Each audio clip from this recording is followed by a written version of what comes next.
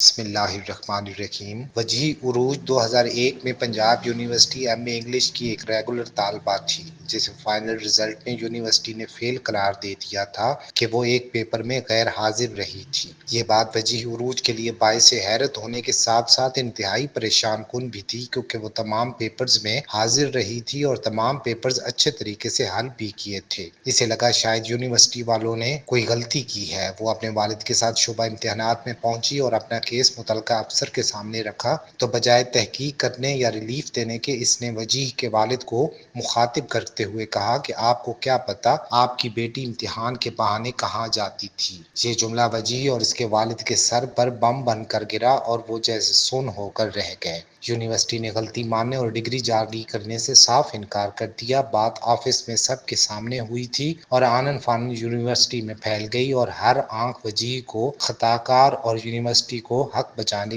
سمجھنے لگی۔ وجیح کی زندگی جیسے کسی چور کی زندگی جیسی ہو کر رہ گئی۔ کچھ بھی غلط نہ کرنے کے باوجود وہ اپنے ہی گھر والوں اور معاشرے کی نظروں میں مشکوک اور گناہ گار ٹھہری۔ اس نے عدالت سے رجوع کرنے کا فیصلہ کیا اور یونیورسٹی کے خلاف کیس دائر کر دیا۔ یہ 2 سے 3 پیشیوں میں حل ہونے والا کیس تھا کہ عدالت اس پیپر میں حاضر اسٹوڈنٹس کی حاضری شیٹ اور تقسیم کیے گئے اور واپس جمع کرائے گئے پیپرز کا ریکارڈ منگوا کر فیصلہ کر سکتی تھی، لیکن کیس شیطان کی آنت کی طرح لمبا ہوتا گیا۔ پیشیوں پر پیشیاں پڑتی رہیں۔ وجیح کی شادی ہو گئی اور وہ کینیڈا شفٹ ہو گئی۔ 2 بچے ہو گئے اور کیس چلتا رہا۔ بالآخر 17 سال بعد 2017 میں لاہور ہائی کورٹ نے پنجاب یونیورسٹی کو قصوروار قرار دیتے ہوئے اسے وجیح عروج کو ڈگری جاری کرنے اور 8 لاکھ روپے ہرجانہ ادا کرنے کا حکم صادر کیا۔ بی بی سی کو انٹرویو میں وجیح نے دکھ کا اظہار کرتے ہوئے کہا کہ آج وہ ماسٹرز کی ڈگری میرے کسی کام کی نہیں۔ 17 سال پہلے وہ ماسٹرز کے بعد پی ایچ ڈی کرنا چاہتی تھی،